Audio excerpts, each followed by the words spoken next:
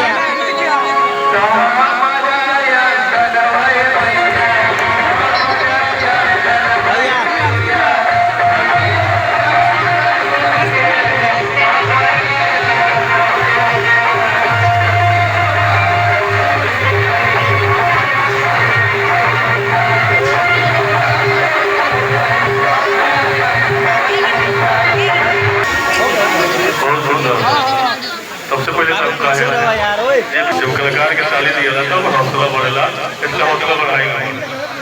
दूसरा के बाद रात के भी सामने खड़ा बाबू सामने कुर्सी लगल बैठे बैठ जाओ जाके देवी के पीछे बैठे रहो बैठे के पे आराम रहो। अब ये कहे हाँ भैया हो गए रघु ने जा रोल बोल के बोलने लगाई। अगर अच्छा लगे तो ताली बजा के जरूर। आप चाहे कि इन्होंने जब खड़ा बने तो बड़ी जब कुर्सी लगल बा अगर हमारा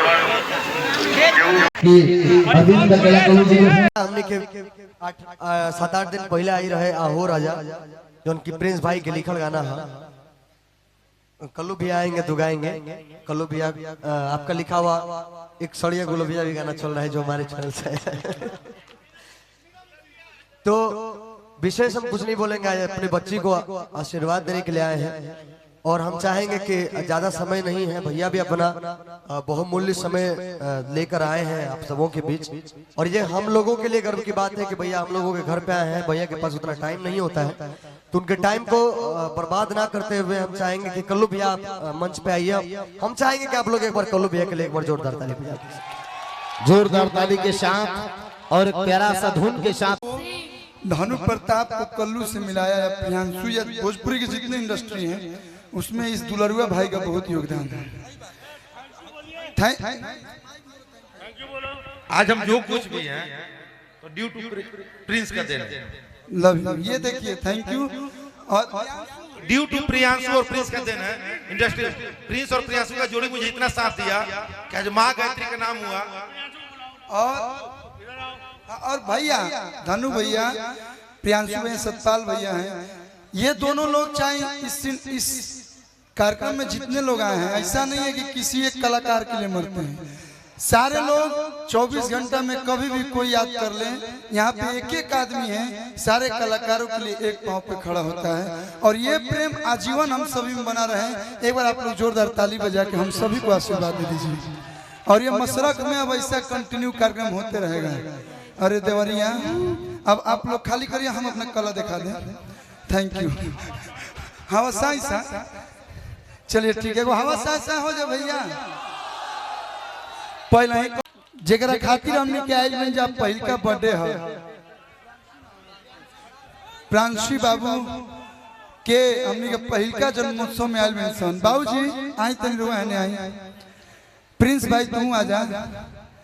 आज है जितना लोग भी आई बनू, रुआ के करोड़ों रुपया रही, अरबों रुपया रही, तो इतना लोग ना आ पाई थे। तो रुआ बहुत सौभाग्यशाली बानी। हम यह कहब, हमारो बाबूजी बड़ी गर्व कर ले। आज रोगो गर्व से छाती चौड़ा होत हुई। ऐसा ऐसा अगर बेटा जिला में एक रह सुनू तो हमेशा भोजपुरी इंडस्ट्री के प्राउड फील होला और हमेशा रही। एक बार जोरदार ताली यहाँ के बाबूजी खातिर आप लोग बजा दिलो कि ऐसा पुत्र के जन्म दियनी और अच्छा गाइडलाइन दियनी। नहीं तो आजकल सब लोग अपना लड़का के SPDM बनावता, IAS बनावता, पढ़ बहुआ, लेकिन रउआ इनकर साथ दियनी। रउआ साथ ना दियती तो आज प्रिंस कुछ ना रहते। तो एक बार आपके सादर प्रणाम बा कि राउर बेटा, रउए बेटा लेकर हमने के सब लोग बानी सन। अब तो राउर लड़का लिखते नहीं खे, राउर लड़का पैराडाइज प्रोडक्शन खोल ले। ग्लोबली रूप से पैसा इसके पास आ रहा है।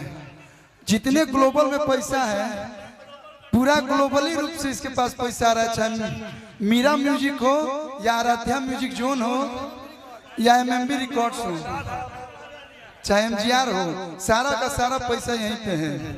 चलिए, बहुत बहुत धन्यवाद।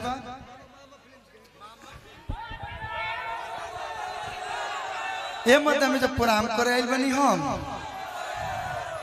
इतना तो हम प्रोग्रामों में ना नाचू। चलिए पारुल जी, अब मंच को थोड़ा व्यवस्थित कीजिए। कल्लू